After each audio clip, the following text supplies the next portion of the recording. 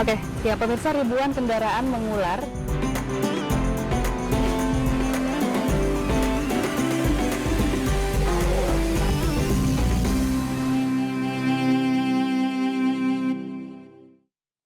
Ya, pemirsa, sejumlah warga memilih mudik lebih awal di stasiun Pasar Senen, Jakarta Pusat. Ya, calon penumpang memilih mudik di awal untuk menghindari kepadatan saat puncak mudik di stasiun.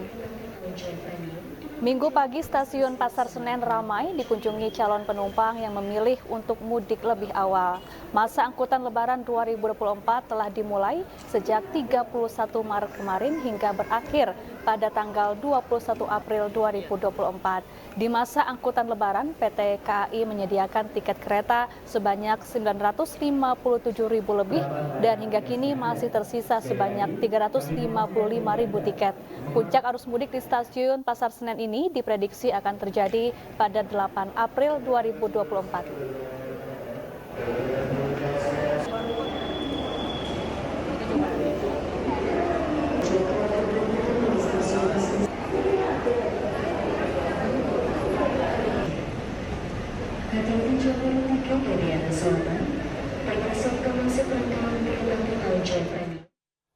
Dan pemirsa, untuk mengetahui informasi berlanjut, kita terhubung dengan rekan kami Wenda Nura langsung dari stasiun Pasar Senen, Jakarta Pusat. Halo, selamat siang rekan Wenda. Apakah benar per hari ini sudah banyak para pemudik yang melakukan mudik lebih awal? Ya, selamat siang Bram, Syafa dan juga pemirsa. Memang betul sekali pada hari ini khususnya di stasiun Pasar Senen ini sudah mulai dipadati oleh ribuan calon penumpang. Dan terpantau sejak tadi pagi ini para calon penumpang terus berdatangan dan terus memadati stasiun Pasar Senen. Dan tepat di belakang saya saat ini juga terlihat padat sekali para calon penumpang yang sedang melakukan check-in untuk perjalanan mereka. Dan sebagian lainnya ini juga telah memadati ruang tunggu. Dan ini dikarenakan karena pada hari ini PT KAI telah menetapkan sebagai hari pertama angkutan Lebaran. Begitu, jadi untuk para calon penumpang ini sudah mulai padat untuk melakukan perjalanan mudiknya gitu. Dan sejumlah petugas KAI juga ini terlihat menyebar untuk mengamankan selama masa angkutan Lebaran. Dan selain para petugas dari PT KAI, ini terlihat juga para porter yang dengan sigap menawarkan bantuannya, menawarkan jasanya kepada calon penumpang.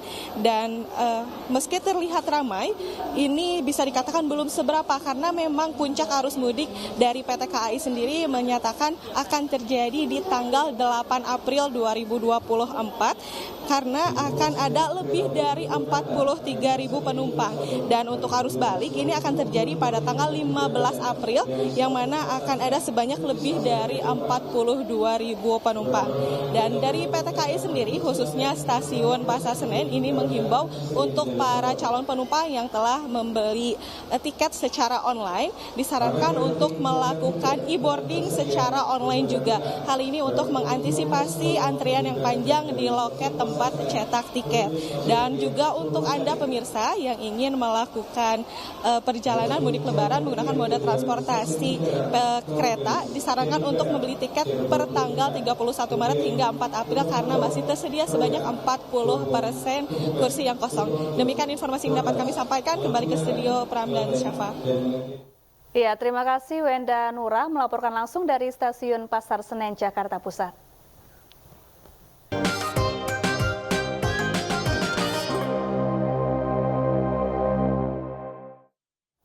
Pemirsa, di era digital seperti sekarang, banyak orang yang berlomba-lomba flexing atau pamer hingga mengumbar masalah pribadi di media sosial. Lalu pemirsa, bagaimanakah pandangan Islam terkait hal ini? Dan berikut penjelasan selengkapnya dalam Kamu Tanya, Ustadz Wijayanto menjawab.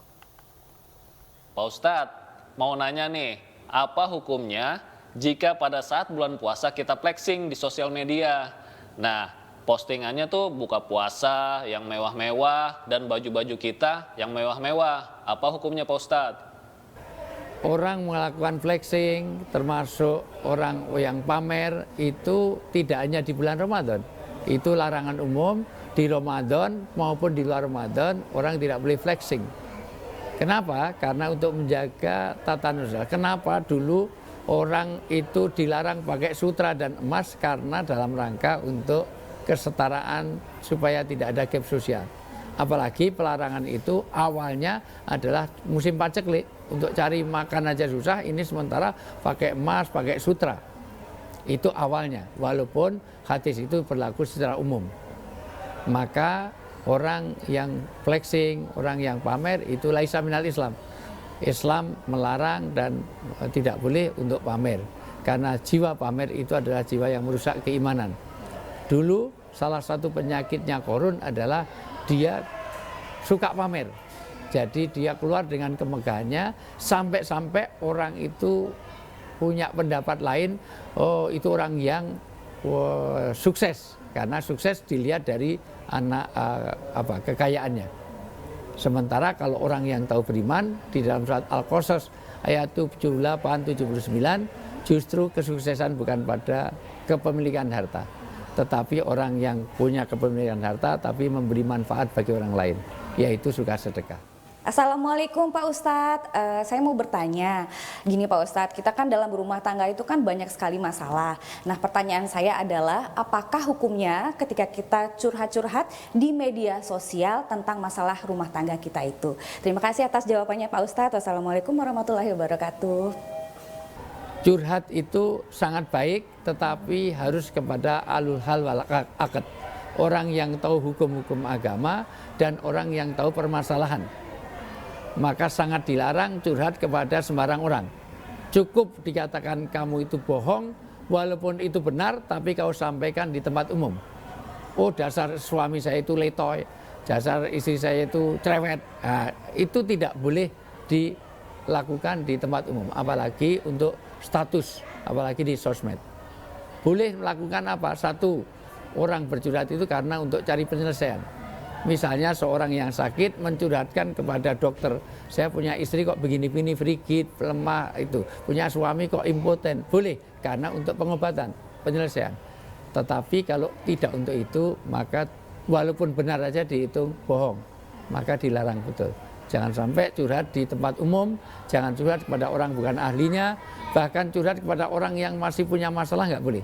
Karena dia tidak akan memberikan satu, apalagi nggak tahu ilmu hukum agama, apalagi di tempat umum. Maka yang terjadi nanti bukan menjadi kebaikan, tetapi malah menjadikan orang punya penilaian, justifikasi pada yang salah, kepada yang kita curhati. Artinya apa? Keluhan apapun sampaikan pada Allah, cukup dengan doa, cari orang yang bisa memberi penyelesaian. Dulu Rasulullah pada sahabat, sekarang cari orang ahlinya, para ulama, para ustadz, para kiai, orang yang tahu ahli hukum dan permasalahannya. Ya pemirsa, bulan suci Ramadan semakin meriah dengan gelaran sejumlah acara di berbagai daerah. Ya, di Banjarmasin, Kalimantan Selatan, warga antusias hadir di panggung emas Ramadan. Selain untuk menyaksikan rangkaian hiburan musik, pengunjung juga bisa berbelanja produk lokal berkualitas.